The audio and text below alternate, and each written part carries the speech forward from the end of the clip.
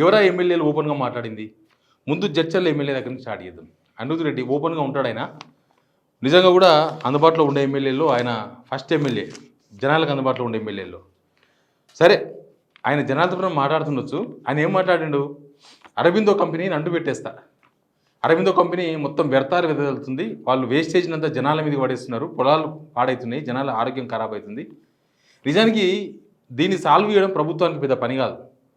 ప్రభుత్వం తలుచుకుంటే చాలా సింపుల్ పని. పొల్యూషన్ కంట్రోల్ బోర్డ్ పనిచేస్తలేదు అనేది ప్రధానమైన ఆరోపణ. పొల్యూషన్ కంట్రోల్ బోర్డ్ ఎవరి అండర్లో ఉంటుంది? గవర్నమెంట్ అండర్లో ఉంటుంది. ఆయన ఆల్రెడీ చాలాసార్లు లోపల రిపోర్ట్ చేసిన తర్వాత ఇంకా కాదు అన్న టైంలో ఆయన గొంతు విప్పి నేను ఒక అధికార పార్టీ ఎమ్మెల్యే ఒక కంపెనీని అంటుపెట్టేస్తా అనే ఒక మాట బయటకు వచ్చిందనంటే దానికి అర్థమైంది. ప్రతిపక్ష ఎమ్మెల్యేలు అసహనంతో ఉండొచ్చు, ప్రతిపక్ష ఎమ్మెల్యేలు కావాలని గవర్నమెంట్ మీద బురద రూయడానికి ఉండొచ్చు, లేదా ప్రతిపక్ష ఎమ్మెల్యేలు ఏదో రాజకీయ ఉనికి కోసం చేస్తుండొచ్చు, ప్రతిపక్ష ఎమ్మెల్యేలు ఏదో వాళ్ళ సొంత పనులు ప్రభుత్వాన్ని బెదిరించడానికి చేస్తుండొచ్చు. కానీ ఇక్కడ ప్రభుత్వంలో ఉన్న ఎమ్మెల్యే, ఈయన సీఎం సొంత జిల్లా ఎమ్మెల్యే, ఆయన ఆ మాటలు మాట్లాడిండు. ఆయన ఒక్కడే కాదు, మామనార్ ఎమ్మెల్యే ఏం చేసిండు మొన్న? ఏకంగా ఆంధ్రజ్యోతి పేపర్కు ఒక పెద్ద ఆర్టికల్ రాసిండు.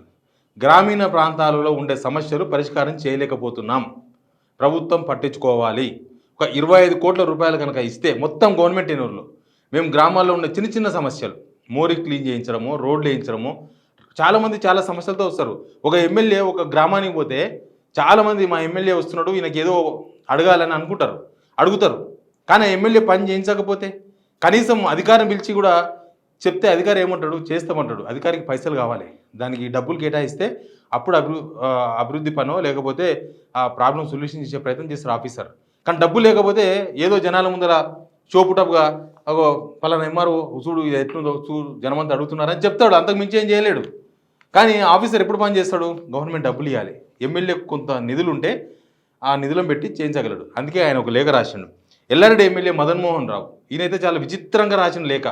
ఏకంగా వరల్డ్ బ్యాంక్కే లేఖ రాసిండు.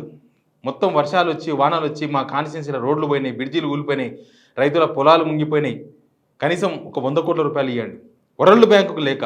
ఒక ఎమ్మెల్యే వరల్డ్ బ్యాంకు రాసిందంటే వరల్డ్ బ్యాంక్ ఇస్తుందనో వరల్డ్ బ్యాంక్ నుంచి డబ్బులు సాధిద్దామనో కాదు.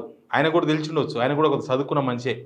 ఏంటంటే గవర్నమెంట్ ఇస్తలేదని ఒక నిరసన, ఆ విషయాన్ని ఆ రూపంలో బయటపెట్టిండు.